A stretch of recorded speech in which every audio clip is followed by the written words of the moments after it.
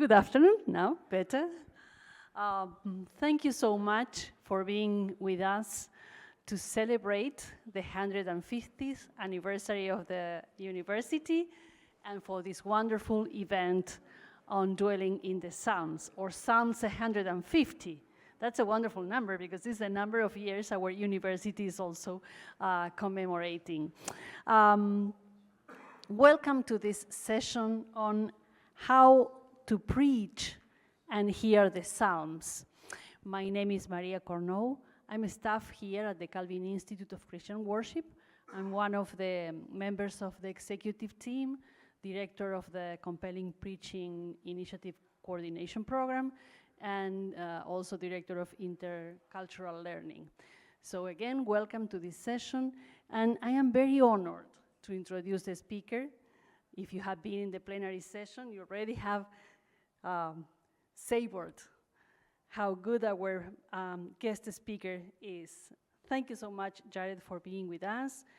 Dr. Jared Alcantara is the Powell Associate Professor of Preaching at Baylor University's Truett Theological Seminary in Waco, Texas. An ordained Baptist minister, he has served as a youth pastor, associate pastor, and teaching pastor in Illinois, Massachusetts, Oregon, and New Jersey. His recent books are How to Preach the Proverbs. So today is on the Psalms, but if you want to learn more about the Proverbs, there is a book on the Proverbs. Let the Legends Preach, the Practices of Christian Preaching, Learning from a Legend, what Gardner Taylor can teach us about preaching, and Crossover Preaching, Intercultural Improvisational Homiletics in Conversation with Gardner C. Taylor. Thank you so much, Jared, for being with us and for all the wisdom I'm sure you will share with us in this 90-minute session that will have time for questions and answers at the end. Well, let me rush to thank Dr. Maria Corneau and everyone here at Calvin Institute, Calvin University, and thank you so much for coming to my session. I'm grateful to be back at Calvin University, so many friends and colleagues through the years. My favorite comment after the plenary time, after our main session, was someone came up to me after and said, "Are you sure that a Baptist minister can do a Budweiser beer illustration?" And I said, well, I am in a reformed space, so yes, I just thought I'd throw that out there. Yeah, that's right. But good to be with you. This session is called How to Preach and Hear the Psalms. And so I'm going to do some teaching up front, but I'm also going to invite you to engage with me and also give all of you an opportunity to workshop it a little bit and for us to have some extended conversations about it. So let me start here. Let's make sure this works. Great. Let's do a little review. So not all of you were in the session. One theme that I brought out in the session was the power of metaphor. It was Ricoeur who said that the symbol gives rise to thought. And so I wanted to invite all of us to think figuratively, especially since the Psalms invite us to do so. So, of course, we have metaphors, but we have similes, we have assonance, we have all kinds of beautiful parallelism in Hebrew poetry. There's so many different ways that we're engaged at the figurative level when we engage with poetry more broadly, but in particular when we engage with the Psalms. So sometimes thinking through images can be especially helpful for us. And so the first image that I introduced, I knew that I was at Calvin, so I started with John Calvin. The Psalms as an anatomy of all the parts of the soul. And let me just revisit this quote, which I actually shortened because of the 15-minute requirement. So let me read this again to you, and I invite you to consider how the Psalms might be a full anatomy of the human soul. Calvin writes in his preface to his commentary on the Psalms, "There is not an emotion of which anyone can be conscious that is not here represented as in a mirror. Or rather, the Holy Spirit has here drawn to the life all the griefs, sorrows, fears, doubts, hopes, cares, perplexities, in short, all of the distracting emotions with which the minds of men and women are wont to be agitated. But here, the prophets themselves lay open all their inmost thoughts and affections, call, or rather draw each of us to the examination of himself in particulars, in order that none of the many infirmities to which we are subject, and of the many vices with which we abound, may remain concealed. So what we know about ourselves as human beings is that we are this eclectic mix of vice and virtue, of victory and vicissitudes, of peaks and valleys. But you find all of those in the Psalms, don't you? It's an anatomy of all of the parts of the human soul. One person who weighs in on this says it better, that so often in religion we repress our feelings or suppress our feelings, and those who are irreligious might bow to their feelings, that my feelings must be my truth. But the Psalms invite you to pray your feelings, all of your feelings, right? Including the ugly ones, including the ones where you go, I'm this close to heresy. Just read Psalm 39. At the end of Psalm 39, the psalmist says, I want you to stay away from me, God. Please, I beg you. I'm paraphrasing. Psalm 88 ends, darkness is my closest friend. So we have the full range of human emotion on display. That's such a contrast to Psalm 150. Praise him, praise him, praise him. So Calvin invites us to think about the Psalms through the image or the metaphor of an anatomy of all the parts of the human soul. Then we have John Donne. The Psalms is the manna of the church, and I'll just repeat this quickly. Donne believed that as manna tasted to every person like that he or she liked best, so do the Psalms minister instruction and satisfaction to every person in every emergency and on every occasion. So in much the same way that human beings would find ourselves hungry for physical food to nourish our stomachs, to sustain our bodies, so also the Psalms give to God's people, give to the church, spiritual food to satisfy their hunger, to sustain the body. So there's John Donne with that metaphor of thinking about the Psalms as manna, as food for our hungry souls. And then we have Bonhoeffer. The Psalms is the prayer book of Jesus, and I quoted from this in our session. In the Psalms of David, the promised Christ himself already speaks, or as may also be indicated, the Holy Spirit. That's the part I didn't quote from. These same words which David spoke, therefore the future Messiah spoke through him. The prayers of David were prayed also by Christ, or better, Christ himself prayed them through his forerunner David. So when we think about the Psalms, we can also remember and maybe even reflect on the power of this truth, the paradoxical power of this truth, that Jesus is somehow the co-author of the Psalms and the subject of the Psalms and the prayer of the Psalms. What is his prayer book? It's the Psalms. So the Psalms as the prayer book of Jesus. So that's where we were in our main session, if you missed it. Let's talk a little bit about some background. So I'm going to do some background on the Psalms just to get us thinking a little bit more about how to listen to and how to preach the Psalms. Here's a resource for you that would be especially helpful if you wanted to try to get a broad landscape and know a little bit more about the background on the Psalms. This was brought up in our main session. So the five books of Moses, Torah, according to rabbinic tradition, specifically in the Midrash, this Psalter and its fivefold structure is meant to correspond to the 5 books of Moses in some way. So you have 5 books and 5 books. You have the predominance of King David, so there's 150 Psalms and 72 superscriptions or titles would attribute the Psalm to David. Now the superscriptions came a lot later. But that means that nearly half of the Psalms can be traced in some way to David, to the Davidic tradition, to Israel's most well-known king. Now when we get to the New Testament, 129 of the 150 Psalms appear in some form or fashion in the New Testament.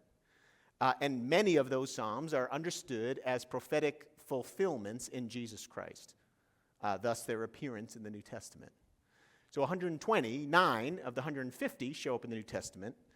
By the time you get to early interpreters, the church fathers, you're going to notice Christian commentary on the Psalms, whether that's sermons, homiletical texts, And then, of course, commentaries, which go all the way back to Origen. But those commentaries and sermons and homiletical texts, they pay more attention to the book of Psalms than to any other book of the Bible. Why? Because they were widely used in public worship. So people were preaching the Psalms, they were reciting the Psalms, they were singing the Psalms, they were praying the Psalms. Thus, a lot of church leaders are going to want to engage in homiletical and scholarly reflection on the Psalms. So you've got folks like Athanasius and Augustine. The reason I mention these two in particular is that they have totally different readings. So Athanasius would be more in that Antiochene school, he's from Alexandria, but he takes more of a literal reading. So they're fully aware, these writers, of the literary and functional variety in the Psalms.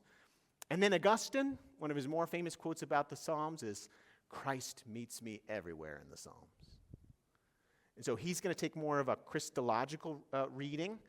At the very beginning, he's a little more allegorical early in his ministry career, but later on he becomes a little more literal. But when it comes to the Psalms, it's Christological in every sense. So he's making exegetical observations in the Psalms, but those observations are thoroughly Christological. So I'll give you an example. Psalm 1, "Blessed is the man who does not walk in the counsel of the wicked, or stand in the way of sinners, or sit in the seat of mockers, but his delight is in the law of the Lord, and on his Torah, on his law, he meditates day and night. He is like a tree planted by streams of waters," and so on. But who do you think Augustine would say is the person who meditates on Torah day and night?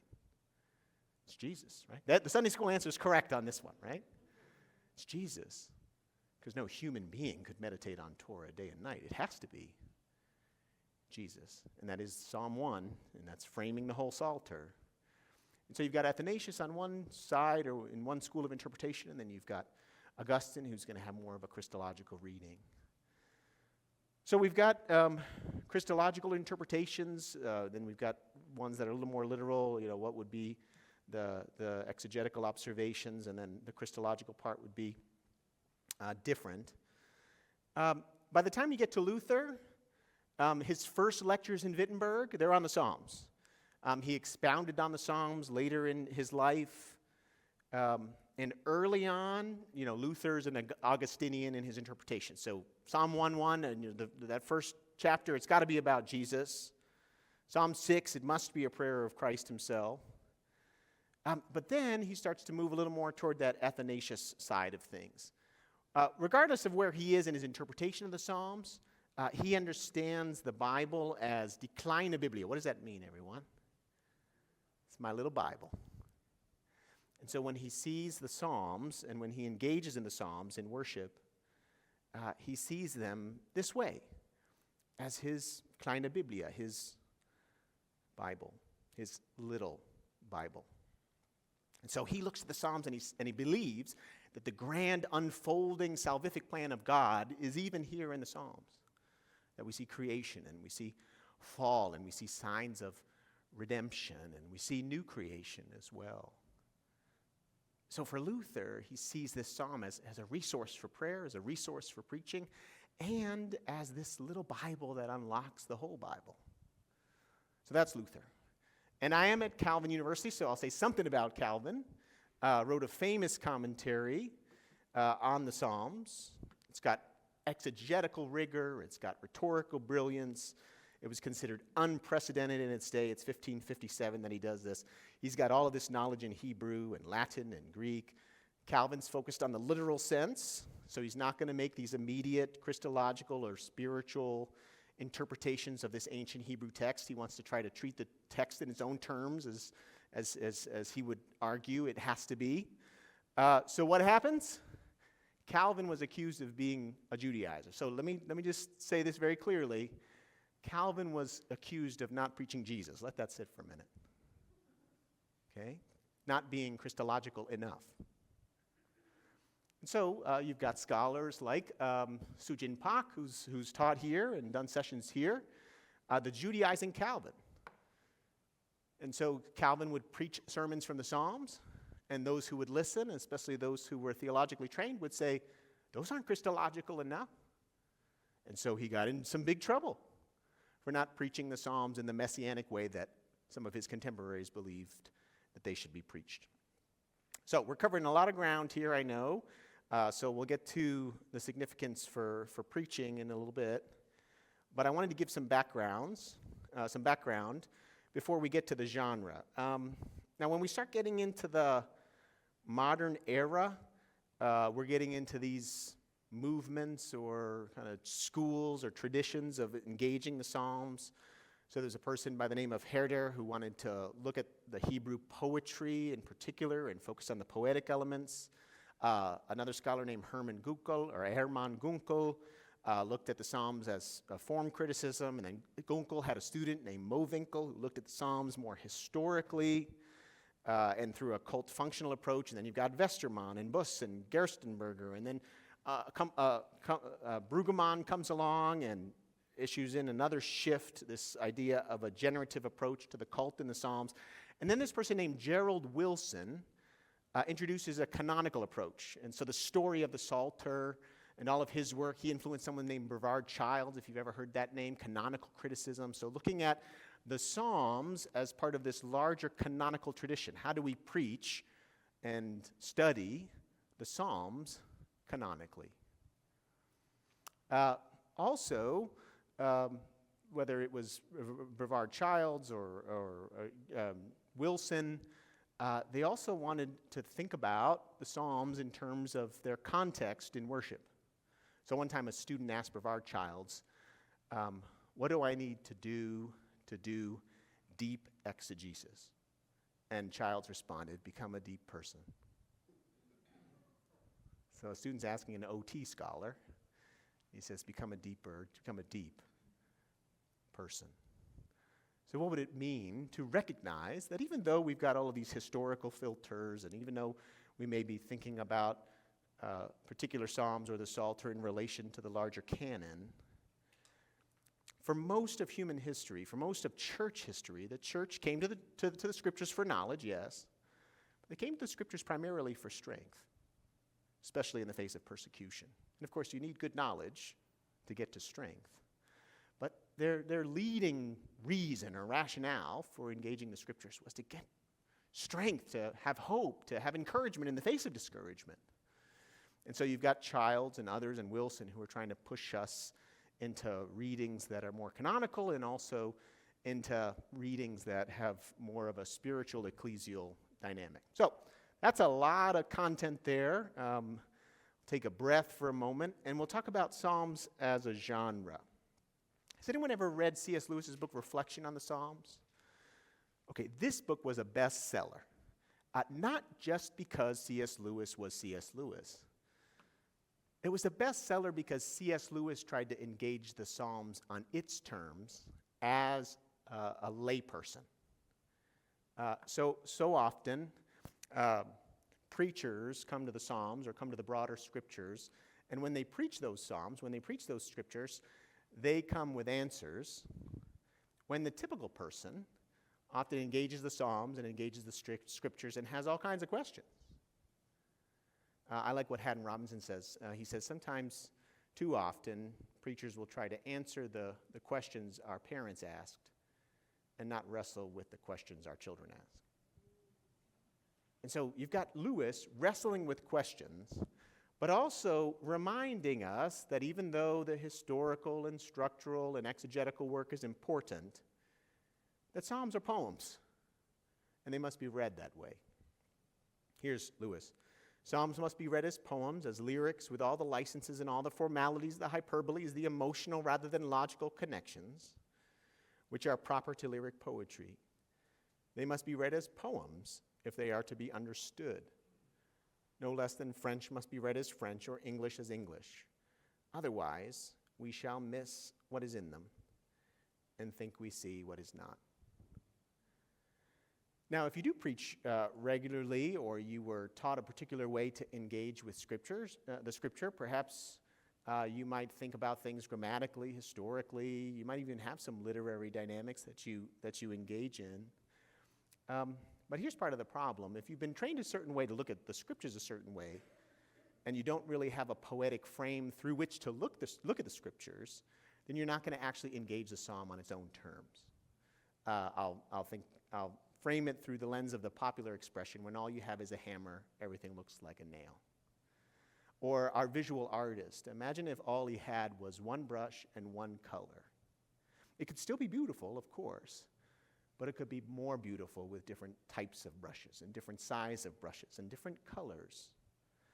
When we engage the Psalms, we engage poetry as poetry. And what do we need to think about when it comes to poetry? Well, the Psalms have this blend of power and particularity. There's the musical element, of course. They're lyrical poems that have been set to music that in many traditions people still sing today in the context of public worship. They're brief. Before I get to that, though, just mention this. The Qumran community, here's Psalms, the grammar of faith. The Qumran community that produced the Dead Sea Scrolls cited both canonical and non-canonical psalms and used them in worship. The Mishnah cites a number of psalms and gives instructions for reciting them in daily life and on special occasions. So it's not just in the context of public worship, it's also in daily life. So there's the musical element, and then, of course, brevity, a commitment to brevity. Now, you may say for a moment, Psalm 119 is not brief. So not all Psalms are brief. That's actually not the point.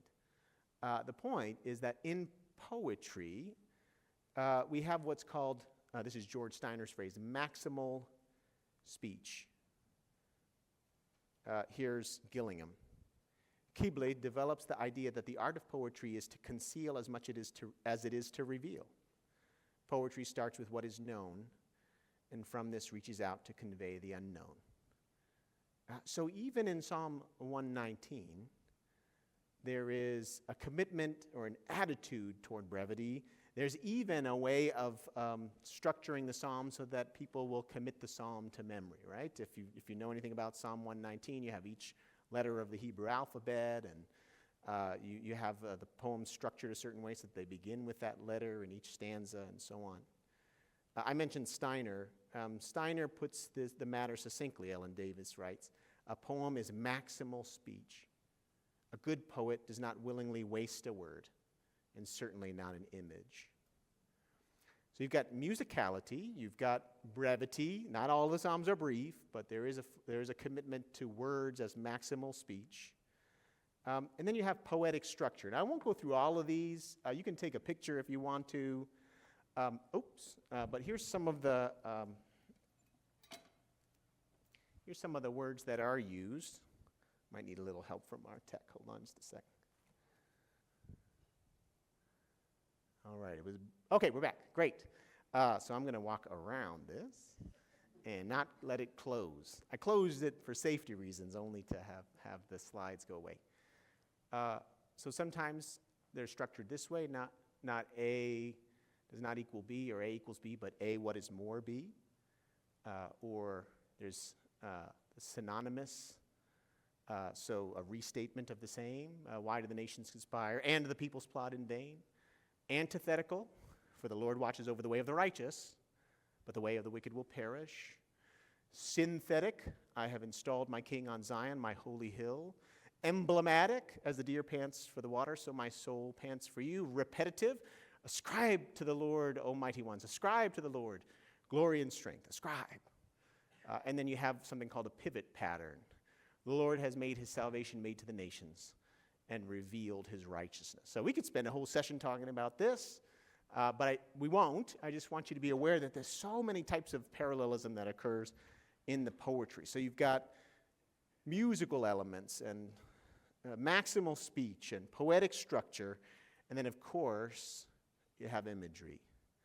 You remember I was quoting from Aristotle, the mind never thinks without an image.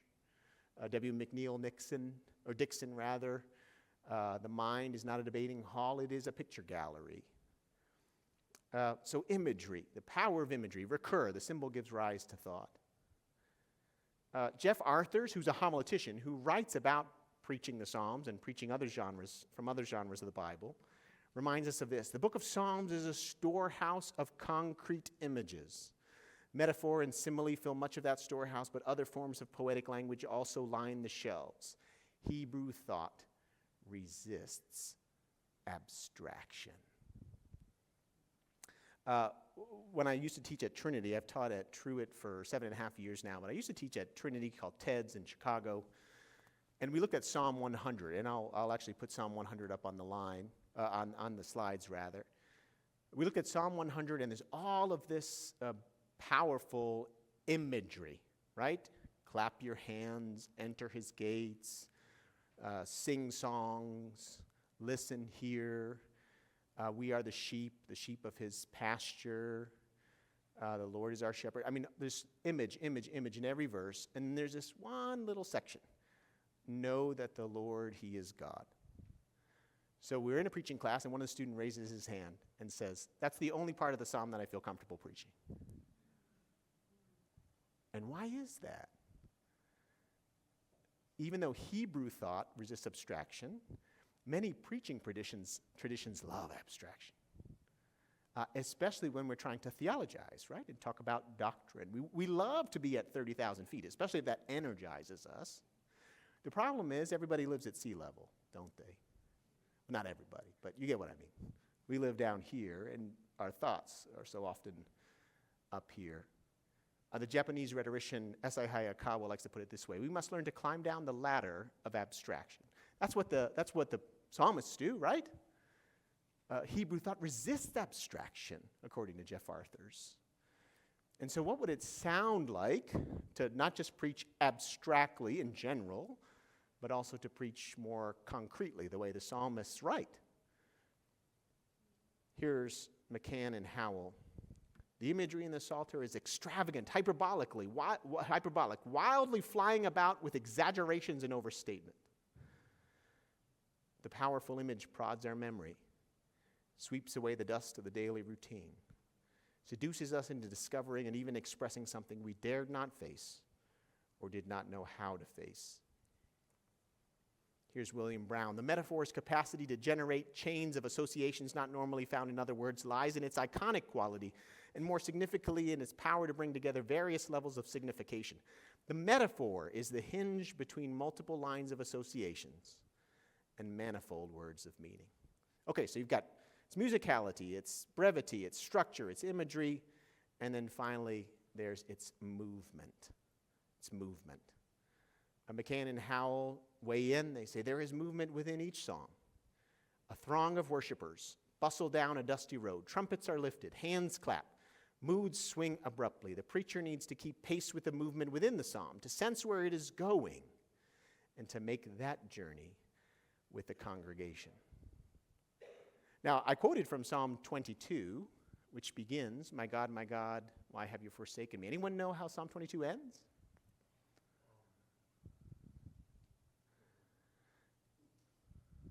I mean, it in effect basically ends, our God rules and reigns.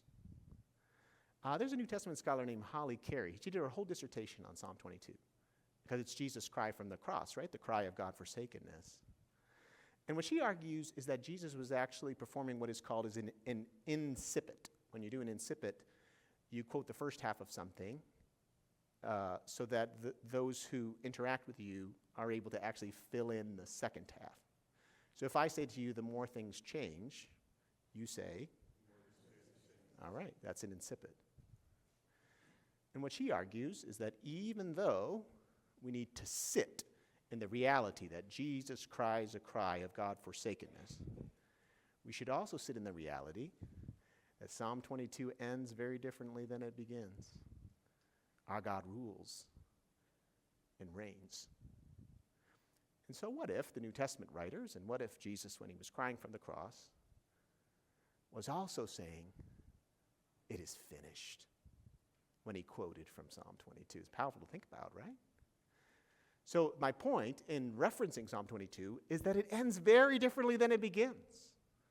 So we start in the valley, and we end on the mountaintop. So there's movement, of course. Now, here are some of the words that I mentioned. I mentioned musicality. I mentioned brevity. I mentioned structure. I mentioned movement. I'm sure I mentioned one other thing. I can go back to the slide. what was it? Imagery, sorry. Yeah, imagery. Yeah, so I mentioned all of those things. So here's what I want you to do. Take, some of us are internal processors, so take a few moments to write. Here's Psalm 23. Where do you see musicality? Where do you see brevity? Where do you see imagery? Where do you see structure? Where do you see movement? This time I forgot a different one, but hopefully you wrote it down. So where do you see it? So take about 2 minutes to write, and then I want to hear from you. I've been talking for a little while. So where do you see those things in Psalm 23? Okay? And I just put it up here on the screen for you.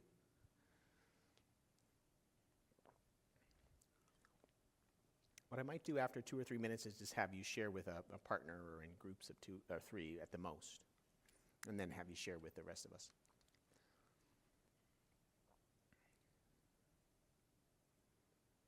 Take about another minute or so, and then I'll have you pair up with a partner or max groups of 3.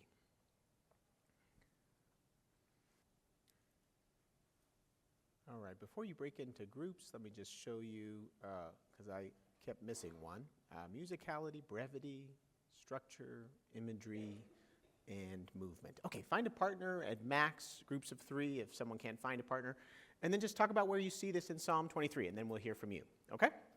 Make sure to introduce yourself, share your name.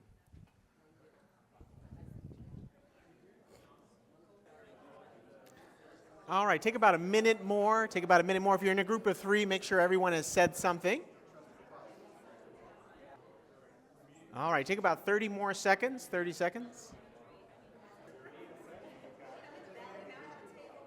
All right, everyone, let me go ahead and bring us back together. I mean, we could spend the rest of our time talking about Psalm 23. If you preach regularly, especially if you perform funerals, then you know this text and have preached from it many times. So what do we have? We have musicality, we've got brevity, by which is meant a focus on maximal speech, imagery, structure, and movement. So I'm not going to go through each of those individually, but let me just hear from someone who's part of this workshop. Where do you see that in Psalm 23? Any of those things. So we've got musicality, we've got brevity, we've got imagery, we've got movement, we've got structure. What are some of your observations from Psalm 23 when we think about it through these lenses? Yes. What was your name? Fran. Great. Great to meet you, Fran.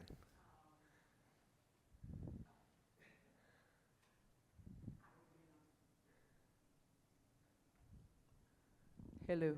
All right, there it is. Again, I'm Fran from Trinity Christian College Thanks, in Fran. Palos Heights, Illinois. All right. So what my group, we talked about the brevity of the first line. Yes. I lack nothing, and nothing encompasses everything. So, and then just the overall imagery of the psalm. You could just picture yourself laying down by the pasture and just by the water. I'm sorry, and just everything that the Lord does to care for you as your shepherd. And then our friend Bill here, he talked about the musicality of it, and he said that you can't talk about the musicality without talking about. Go ahead, hand him the mic. Yeah, and it was Bill? My name is Bill. Okay, yes. Well, I can't get the music out of my head when I've heard this put to music before, Keith Green's version of this song. So I'm just stuck with it, but it works for me. Yes. Yes, and even in the Keith Green version, the phrases that are repeated, right?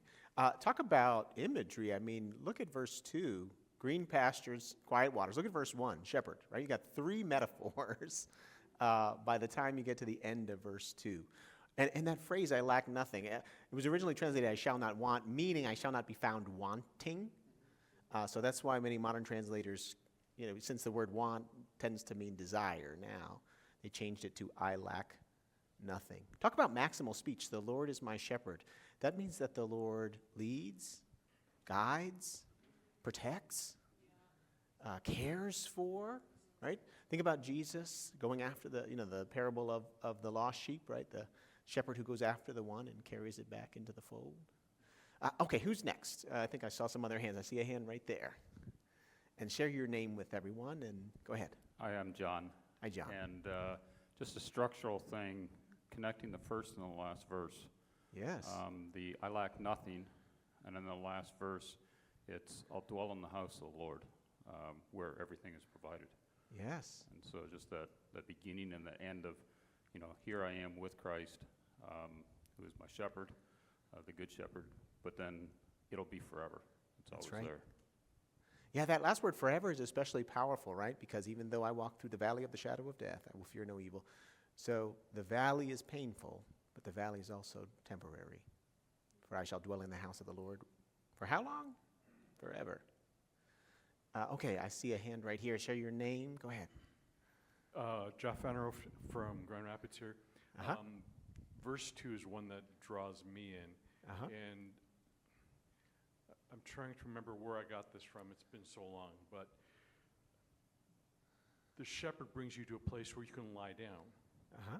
He brings you to the place where there's green pastures. And when you think of the geography and the heat of Israel, what's there in the morning will not be there in the afternoon.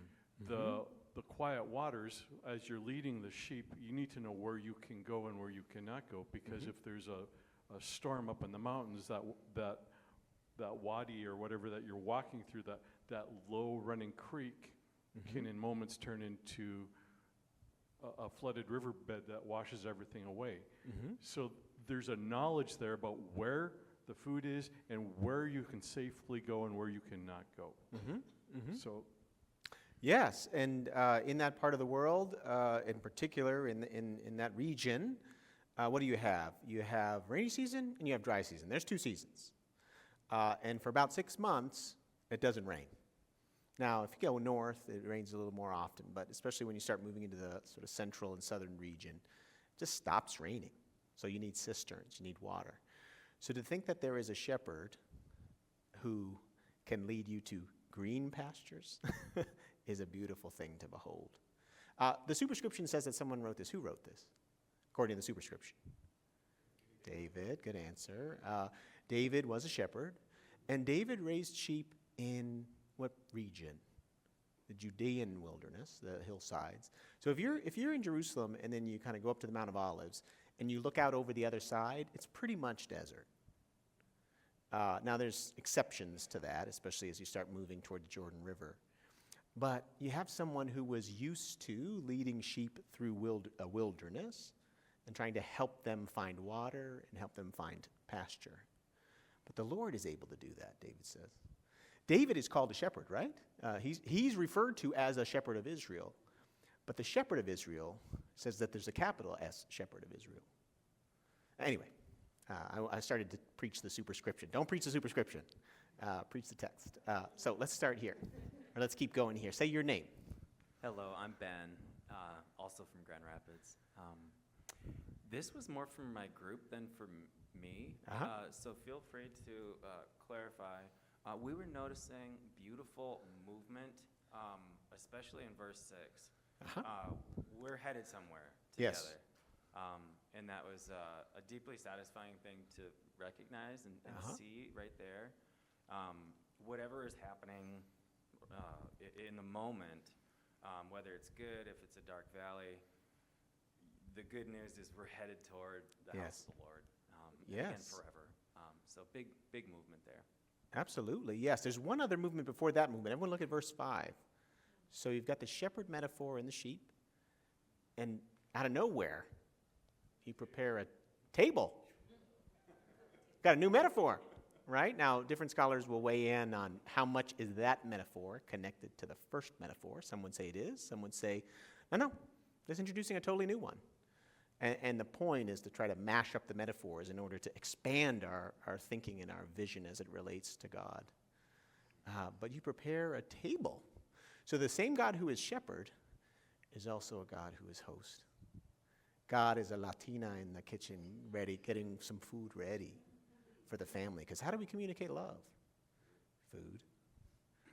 And even in the presence of my enemies, you prepare a table for me.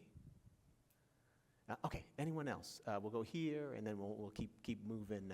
Maybe we'll have time for one more after that. Say your name, please. Tashara. Tashara. And in addition to what Ben shared, and I don't know if this follows under the category of like imagery or movement, but I mean, as we go through this psalm, and we all know how it ends, we're journeying toward goodness and love in this translation. But if we look back at 4, and we realized that we were walking through a dark valley, but it follows us all the days of our lives, so it was with us all along, even while we were in the valley. So now that we've arrived at 6, we're looking back at the 4 and remembering that we were in that valley, that scary, uncertain place. But now we're looking back with an assuredness that we really had that goodness that we were journeying toward as we were journeying toward it. So That's I right. don't know how to really articulate it, but like my brain can picture it as Yes. imagery, but it's also movement. Yes, well, it's both. It's both. And it starts in green pastures, and all of a sudden gets to a valley of a shadow of death, right? And now we're at a table, but we end with the goodness and I think that's Hesed there. Someone can double check, but the Hesed of God, the goodness and love of God will follow me. Something I never saw before. You know, I've preached this text and so on, done it many times, but he leads me at the beginning. Your goodness and love will follow me at the end. Talk about movement, right? So there's a God who leads us the way a shepherd does, and God's goodness and love will follow us all the days of our lives. And so the God who is before me and is at my right hand, Psalm 16, is also the God who follows me through. Okay, we have time for one more, maybe over in this corner. I see 2 hands, so you choose, Dr. Cornu. I think we only have time for one more. We have a lady and a man, so Your choice. we can do both. Your choice, your choice. Hi, my name is Jenny, and I'm from Christ Church Anglican here in Grand Rapids. We were talking, Jackie and I, and they're in the poetic structure of parallelism. There is a continuous repetition of he to me. He makes me, he leads me, he refreshes me, he guides me, he's with me, he prepares for me, he comforts me, and he anoints me. From God to me, from him to me, and repeated in every phrase. Yes, yes. And one last thing. He, me, you. Yeah, that was actually what I was. You. Oh, I'm sorry, I stole your bouncing off thunder. her, because she leads into mine. Yeah, say your name for us. My name is Connor. I'm from Okay, Pittsburgh Theological go ahead, Connor. Seminary. Yeah, let's hear. A thing that I talked about with my partner was if you were to make a music video of this song, Yeah. the opening has the singer sort of talking into the void. Like you'd put him on a cliff and he's like, he refreshes my soul, and then the Spirit of God would be shown for a moment as the singer shifts to speak directly to God. And that movement is, we found that really interesting, of the shift from he to now I was talking about God, and now I'm talking to God. Yes, you. That's right. Powerful, powerful. Well, let's keep moving. I know that more people had things to share. I'm so sorry. Let's talk for a moment just about subgenres. So let me do a little teaching on that. There's a book that's really helpful, especially when it comes to subgenres. There's lots of places you could turn, but Bateman and Sandy edited a book called Interpreting the Psalms for Teaching and Preaching. Part of why I'm going to reference them is they're able to put this into a nice, beautiful table for us. Speaking of table, you've got different categories. Now, there's going to be different schools of thought on how to break down the different types of categories. Some would say that there are more than 6. Some would say there are less than 6. And I'll zoom in just a moment, too. But laments, you've got declarative praise, descriptive praise, enthronement, didactic, like wisdom, psalms, songs of trust, So for example, some might try to create a smaller subcategory called royal psalms, right? That have to do with songs at royal weddings or enthronements. Even within the psalms, you have songs of ascent. So this is a little bit of an artificial modern category, but they're trying to put things in different buckets in order to help us frame our language and our thinking. So laments, declarative praise, descriptive praise, enthronement, didactic, songs of trust. If you're taking a picture, there's the first 3.5. And then I'll get to the next slide. So it's really the first 2 that would be helpful. And then on the next slide, we'll get to the bottom group there. So within descriptive praise, you have hymns and songs of Zion. Within the enthronement, you've got God's kingship. And see, Davidic kingship, royal psalms, there it is. Didactic, you have wisdom and Torah. Songs of trust, trust of the individual, and then the trust of the community. So it's good to pay attention when you're looking at the psalm. Is the psalmist saying I, or is the psalmist saying our, or we? Now, it's in the context of public worship, so even when the psalmist is saying I, people are singing I, and they're together. But you have to also ask, did this psalmist write this? If you read Psalm 77, you kept my eyes from closing. I was weary. Tears were my food at night. The psalmist is going through a dark time. And outside the context of public worship is trying to name these deep, painful emotions for the context of worship. And the turn in Psalm 77 is, then I thought, to this I will appeal. I will remember the deeds of the Most High. So things haven't changed circumstantially. And the psalmist then has to say, well, if I can't change anything circumstantially, I'm going to have to remember that the God who has been faithful to me in the past, including at the Exodus, will be faithful to me in the present, even though things haven't changed circumstantially. So you've got these different categories.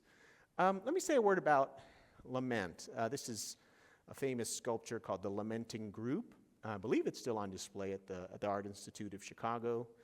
It's by Bartolome.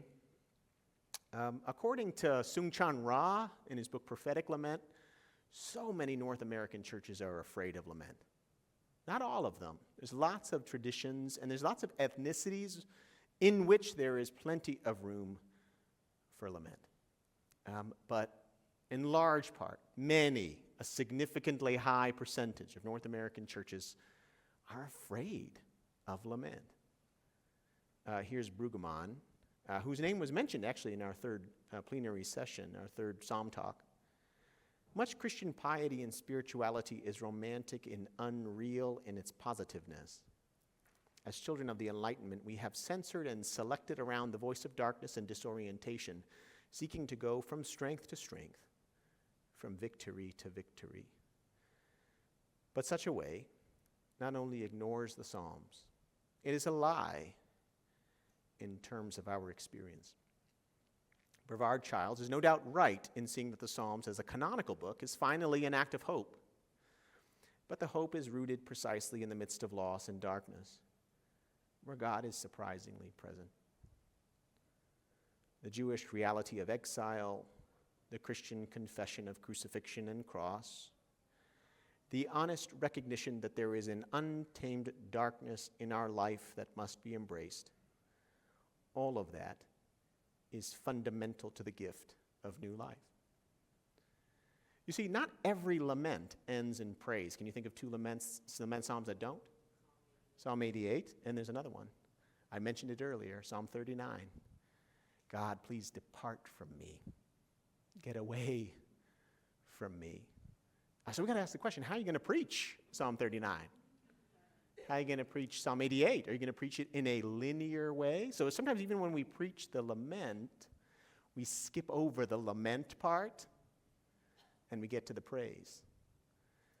Now, you don't necessarily have to preach Psalm 39 or Psalm 88 in a linear way, but you do have to help people sit in the fact that the clouds have not lifted yet and that the sky is not blue yet. The storm is still raging. And psalmists know that. psalmists give us permission to bring our unanswered questions to God, because the psalmists believe that God can handle them. I like, it's an anonymous saying, but the expression, has it ever occurred to you that nothing ever occurs to God? So what if God's not surprised that you're this close to heresy? Now, Childs would look at Psalm 39, and he would say, yes, we must sit in the ending of Psalm 39, but we must also remember that every psalm is structured in such a way that it's no accident that Psalm 39 comes after Psalm 38, and that Psalm 40 comes after Psalm 39. Anyone want to look up Psalm 40, verse 1? Go ahead and look it up on your tablet or on your phone. And then I don't think we need to rush a mic to somebody, but someone read Psalm 40, verse 1 out loud for us. Could someone do that? Go ahead, keep going. He inclined his heart to me, or he heard my cry. That's good news. So even when we think about the individual psalm that we're preaching, we don't want to jump over it. You don't want to jump over Psalm 39 to get to Psalm 40. You want to let us sit in the end of Psalm 39.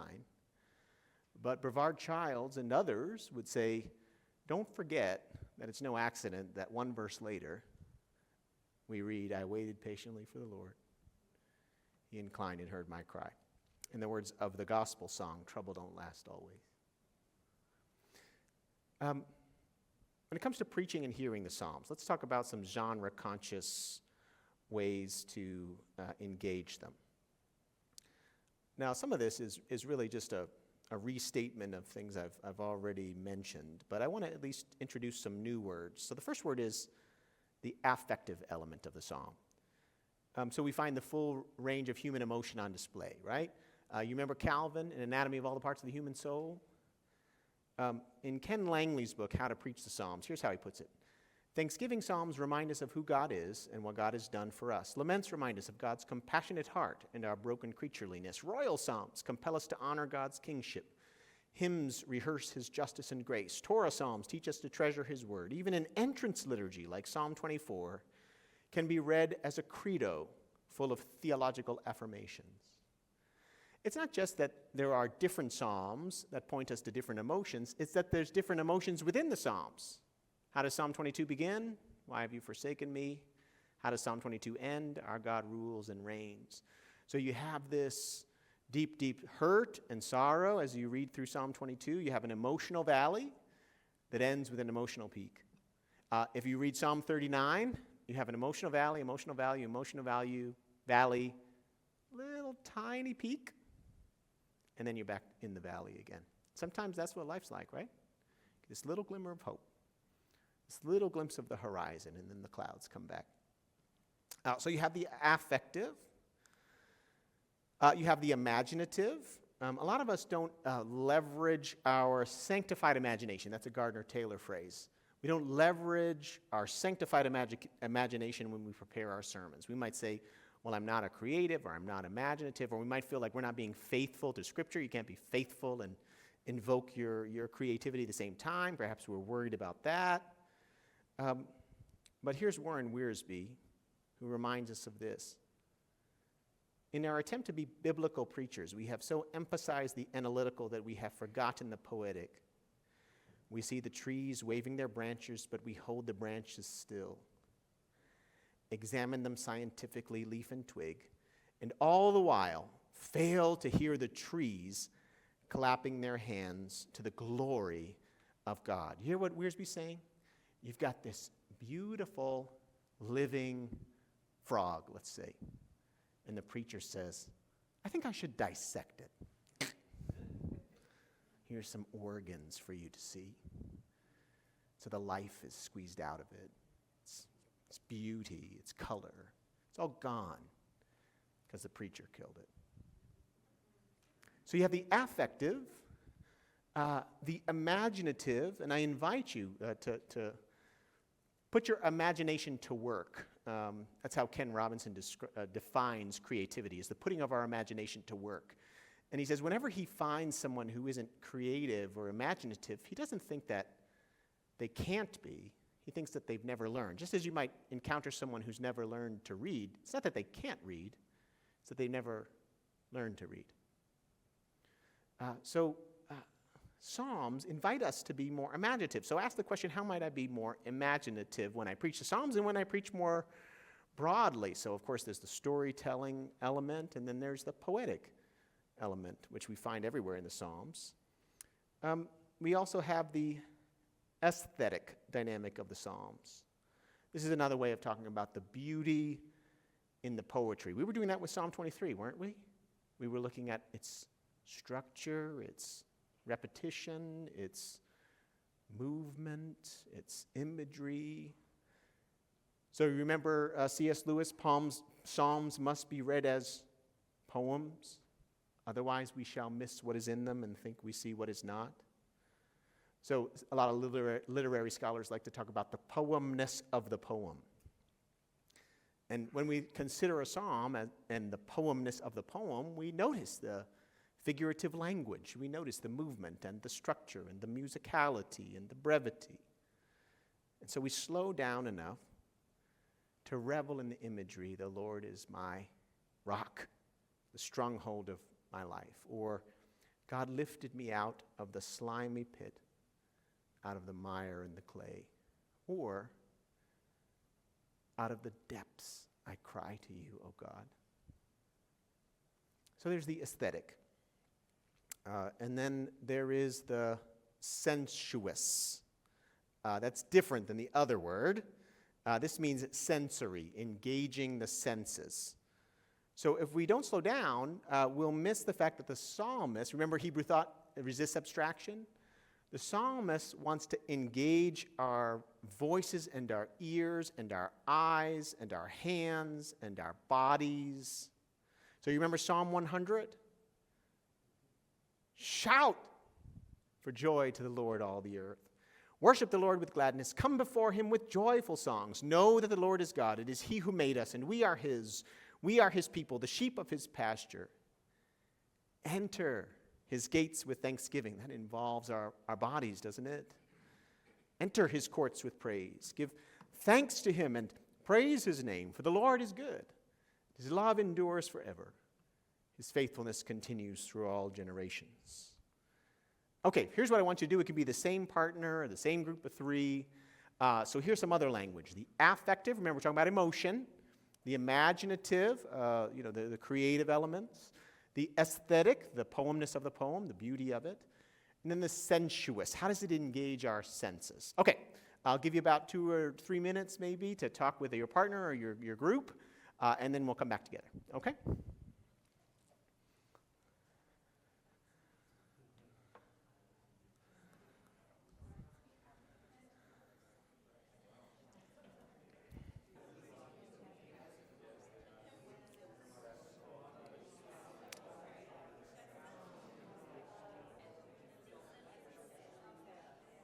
All right, take about 1 more minute. So if someone in your group hasn't shared yet, make sure they get a chance to say something, okay? All right, let's bring it back together. Now there's overlap, of course, with the other language that we used earlier to talk about Psalm 23. But you've got these words here, affective, so the emotion, imaginative. There's overlap between imaginative and aesthetic. And then the sensuous, meaning engagement of the senses. So let's hear from you. Who'd like to share what you talked about in your group and share your name with everyone? Hi, I'm Naida. I can use my outside voice. Okay, Naida. I'm Naida, and Bob and I, we were talking about how imaginative these verses are when we go from the end of verse 3 into like entering his gates with thanksgiving. Like for me, it's like, what color are the gates? Like, are they pearly white? Are they gold? I think my imagination is charged up when I'm like reading this, but I think usually I read the Psalms like very quickly, and I'm just trying to understand the historical context, or like I'm just trying to understand like what is this pulling from, and not necessarily like actually slowing down. And I forget that like I am an imaginative person, and I grew up like seeing images before anything else, and I don't want to lose that part of myself as I'm continuing to like preach and teach. And being a youth minister, I don't want to disconnect from young people by being too. What you said was just important. What you said was important, and I just, it reminded me not to go so far away, you know, to make sure that I'm still connecting, especially with imagination. So. That's a good word. It makes me think of Keith Johnstone, who writes a lot about creativity and improvisation, and he says, I used to think of children as immature adults, but what I realized is that most of us lose our creativity when we hit puberty. So I stopped thinking about children as immature adults. I started thinking about adults as atrophied children. Because there's something, maybe it's seminary, theological education. I mean, I'm committed to theological education, trust me. Job security. But to the larger point, what if something in us dies? That imaginative side. But we see it everywhere. And by the way, go to Jerusalem and you'll find gates everywhere.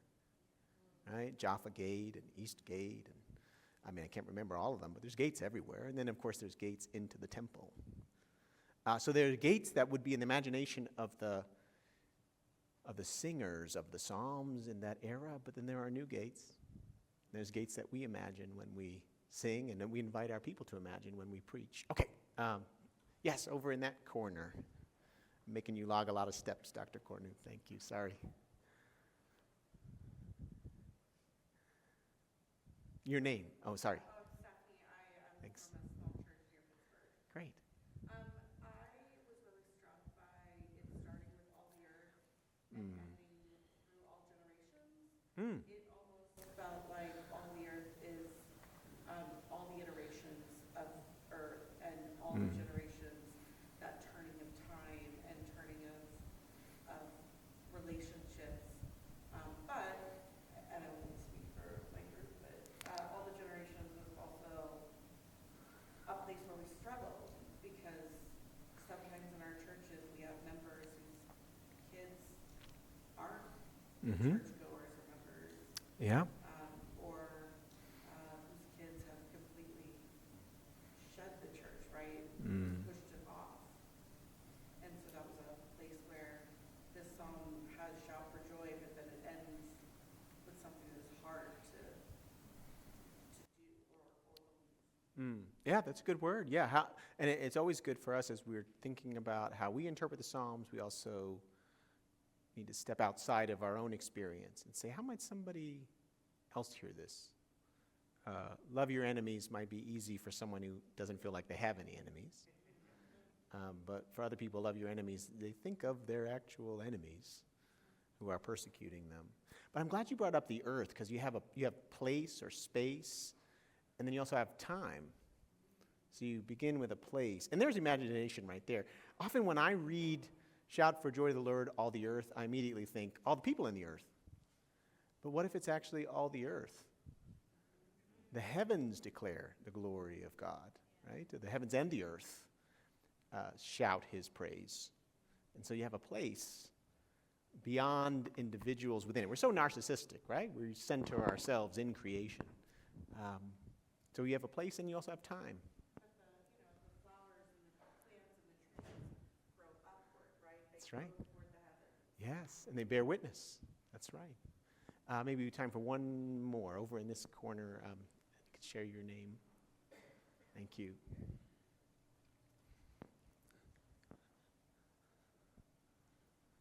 Say your name for everyone. I'm Steven, also from outside of Uh-huh. Pittsburgh, so no more Steelers, but that's all right. That's okay. Hang in there.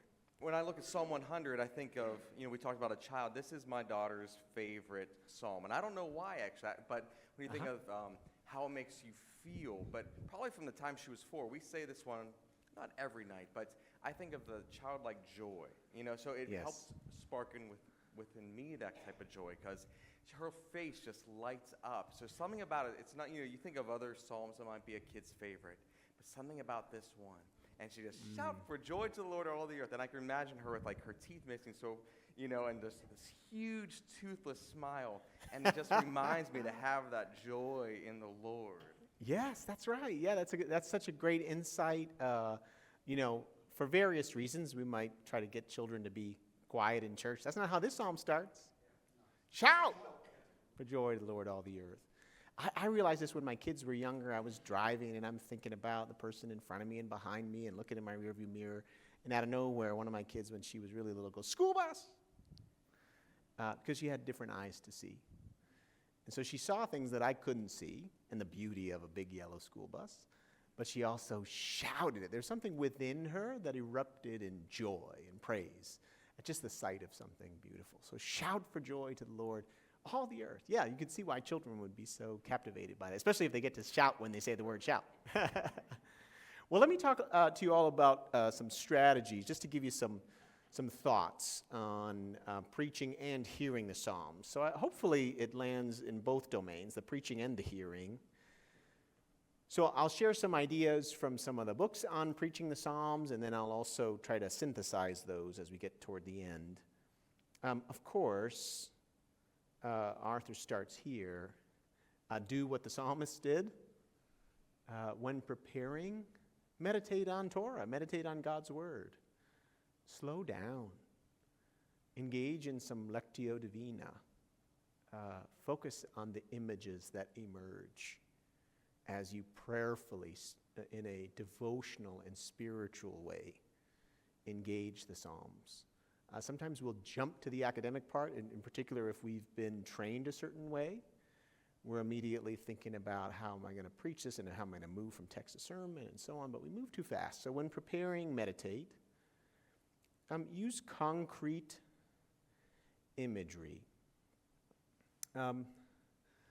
Arthurs would say that, of course, there's the imagery that we can use to preach the psalm, so we can have a controlling metaphor or a series of metaphors. So maybe you preach abstract points. What if you put an image around each point? So think of Psalm 1. Blessed is the person who does not walk in the counsel of the wicked, or stand in the way of sinners, or sit in the seat of mockers. His delight is on the law, and on God's law he meditates day and night. He is like a tree planted by streams of water, who yields its fruit in season. Whatever he does prospers. Not so the wicked. They are like chaff that the wind blows away. I remember hearing one sermon where the preacher talked about tree people and chaff people. Which one do you want to be? So tree people are known by what they stay away from. They do not walk in the counsel of the wicked, or stand in the way of sinners, or sit in the seat of mockers. But they're also known by what they add into their lives, right? They meditate on Torah.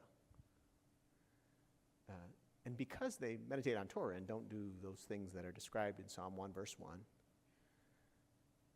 they yield their fruit in season. But not so the wicked.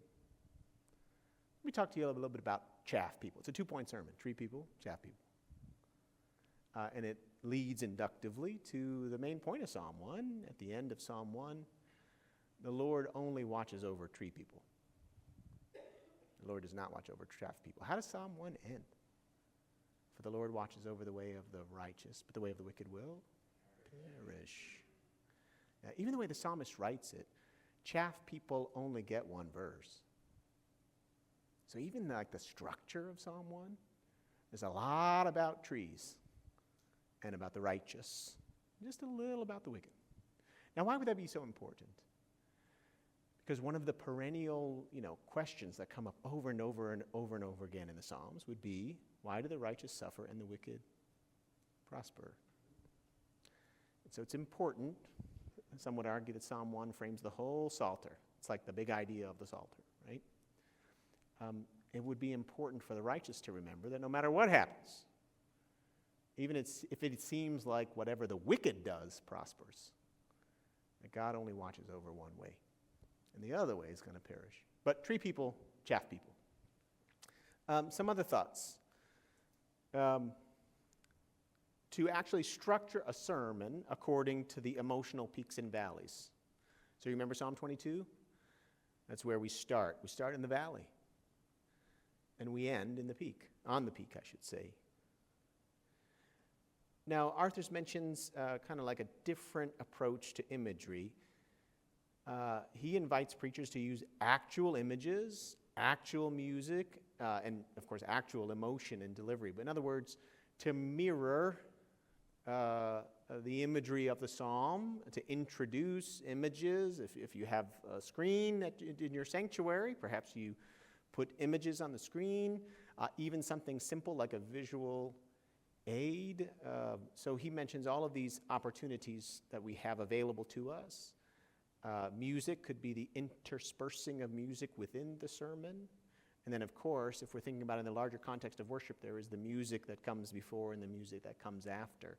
If you're preaching a lament psalm and every other song is praise him, praise him, praise him, praise him, it's going to be a disconnect.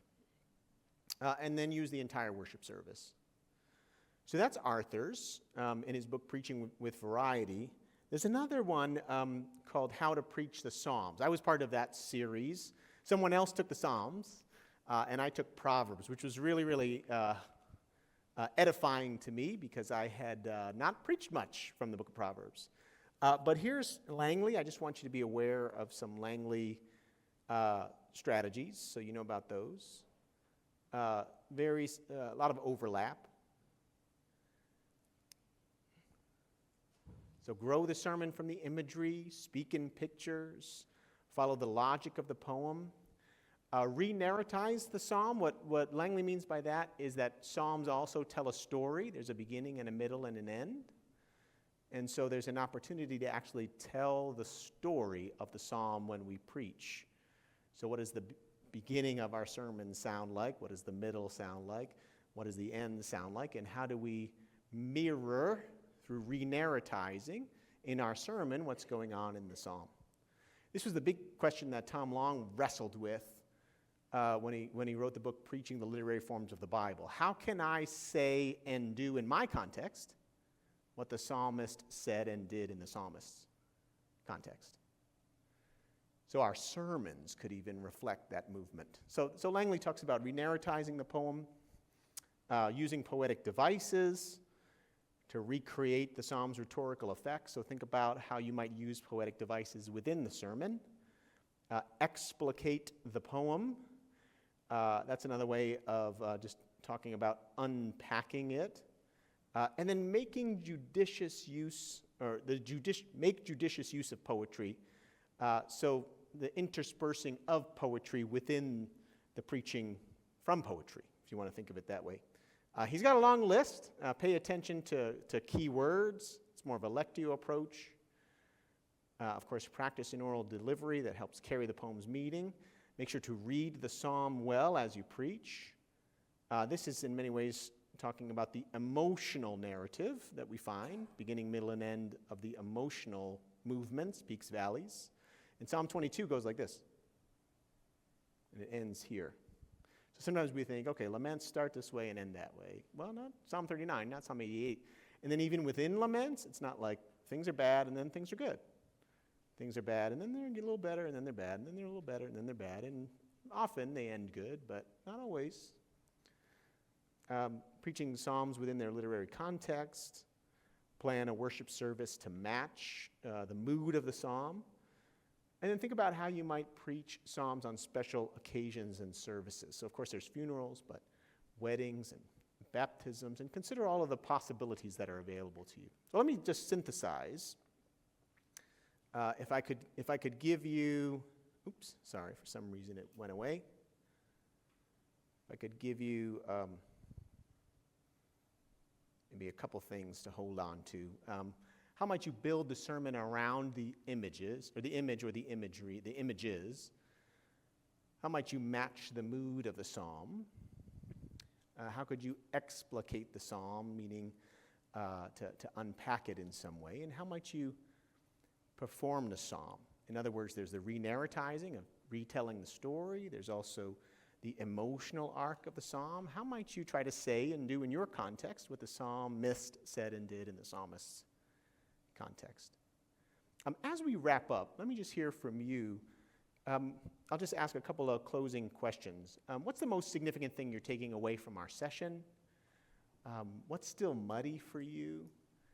And then what question or questions are uppermost on your mind. So we'll just spend the last 5 minutes that we have. I just want to hear from you. Thanks.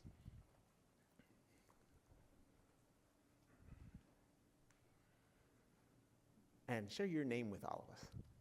I'm Nathan, serve a church in Grand Rapids. I'm curious if you've seen or encountered strategies for kind of preaching through the Psalms when you're probably not going to do a 150-week sermon series, or yes, just doing a lot of reoccurring themes. So curious if you have thoughts on that approach. Yes, I do. It made me think of a story. I mentioned Haddon Robinson's name earlier.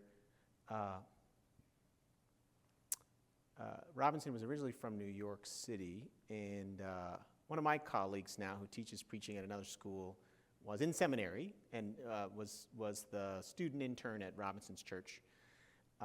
And he was asked to do a series in the summer, and the series was called Summer in the Psalms. And Dr. Robinson went up to him afterward and said, "Summer in the Psalms, eh? How original." And he was tongue-in-cheek trying to mess with him a little bit. So I've preached Summer in the Psalms series. I don't think that's the only way to do it. I think meta themes within the Psalms can be a good way to approach it. Sometimes when we preach the Psalms, we only preach a couple of verses out of the Psalms. I would want to push us a little more toward preaching the whole Psalm. Because if I were at a reading by a poet, the poet, in some public venue wouldn't only read and talk about the first few stanzas. They would want me to treat the poem as a poem. So I would encourage you, if you're going to preach from the Psalms, preach the whole Psalm. And then also consider different seasons in the calendar year, different seasons in the liturgical year, some, during the ordinary time, part of the lectionary series or cycle. We'll get into the Psalms more. And then also just consider how you might work your way through the entire Psalm. Great question. Yes? I think the biggest thing that I'm taking away is that it's okay to live into the creativity of the Psalms. Yes. I think it's so easy to look at the Psalms and be like, well, this is just a poem, but I have to then come up with this I'm Presbyterian, so a very straight up and down sermon, right? Sure. But living into that creativity, I think, is the biggest piece that I'm taking away. But I do wonder if you use some of the Psalms, not just in preaching, but in prayers of the people. We see it used as call to worship all the time, right? But yes, in prayers of the people, some of these laments that stay in lament, particularly in times like right now, I wonder if that's where you live into some of those. Yes, yes. One of the Psalms that'll come up in tonight's worship service is Psalm 46. And we only really know the command to be still and know that I am God if we only understand it fully if we understand it in its context, which is all about how the nations are raging and are in chaos. The world is in chaos. So I think that's a beautiful on-ramp to think about. Is the world in chaos? Are the nations raging? Absolutely. So the language of the Psalms, I think, is especially fertile soil for us in more than that call to worship sequence in the service. I'm glad you said what you said about creativity too. When I was at a conference at Fuller called Preaching in a Visual Age, and they had screenwriters, and Pete Docter was there from Pixar, and other artists were there, and Babette Buster, who does a lot of screenplay storytelling work. Somebody asked her a question that was super analytical, right? And she said, "How come whenever I'm with Fuller people, I feel like I'm around a bunch of frustrated artists?" And what was she pointing to? I think she was pointing to a lot of our fear around creativity. Think about that student in the classroom who said, "I only feel comfortable preaching the know that he is God part. All that other stuff with clapping my hands and shouting and so on, I don't know what to do with that." And so I'm challenging us and pushing us toward that. Hey, it's all there. It's already there.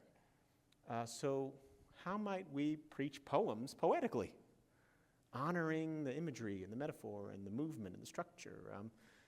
I think it's a way to be faithful to the Word and also a way to honor the Word as it comes to us. Yes. I think I saw a hand over here, and then we'll wrap up. Say your name for us. Yeah, Willie. Willie. Grateful for all that you provided for us today. That last homiletical strategy said Yes. perform the song. Yes. I wrestled with that because I don't think it's a performance, but it's more living in and living out semantics. Yes. But how would you, just from your vantage point, what do you think Gardner C. Taylor would say about Psalm 100 in a small synopsis? Great question. Yeah, those who do homiletics and performance studies, that word perform can be a slippery one when we talk about preaching, because we're not doing quite the same thing. But those who engage in preaching as performance studies would like to point out that that word perform can also mean to come through or to see through. So the idea being that God's word is accessible through the oral preaching of it, the oral and oral elements of it. Gardner C. Taylor in Psalm 100, he loved imagery, and he loved building sermons around images. But then also with Dr. Taylor, there was a clear focus on movement and progression. And so Psalm 100, shout to the Lord, all the earth. I think he would pay attention to the sensuous elements, right? The voice and the hands and the body. He would also focus on all of creation, declaring God's praise. He would focus on the opportunities we have in worship to enter his gates with thanksgiving. And I think he would focus on God's faithfulness throughout all generations, that it may not be that way for all of us right now at this moment. Nevertheless, it's the minor prophet, right? I'm trying to remember which minor prophet insists on us being prisoners of hope. Nevertheless, we'll choose to be prisoners of hope, to believe what is Romans 4, against all hope, Abraham in hope believed. So there's this hope that is persistent as we praise, as we worship. Why else would we be here? Yeah, great question. Well, hey, thank you so much, everyone. Appreciate you being here today. Have a wonderful conference. Thank you. Thank you. Gracias. Thank you very much. And there is a nice festival later after dinner, so we look forward to see you there.